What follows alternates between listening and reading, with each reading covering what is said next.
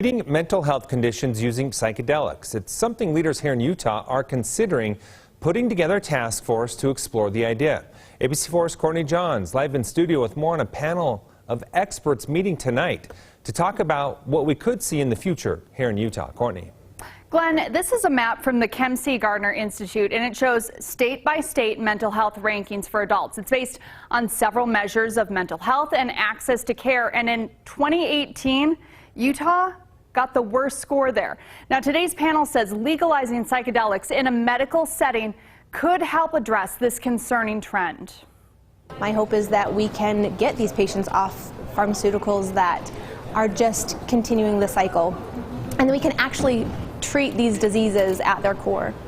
Tonight, a panel of doctors, therapists, and researchers sharing what they think could be the future. Right now, they say much of the research involves participants taking a psychedelic like MDMA, LSD, or psilocybin during therapy. When the patient has an altered state of consciousness, they say patients are able to have new perspectives and work with a therapist with promising results, particularly in treating PTSD and depression. A mental illness psychotherapy task force has been working for months studying drugs that are illegal in Utah that could be used to treat mental illness.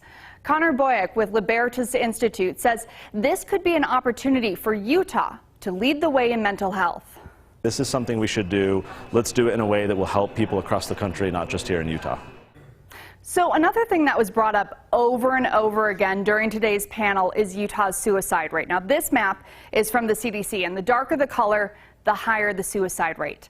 In the last 20 years, Utah's rate has been above the national average. In 2020, it had the 8th highest rate, and this has some in the medical community saying Utah needs to think outside the box and hopefully save lives. That task force is expected to present its findings, including a recommendation, by the end of this month. Back to you.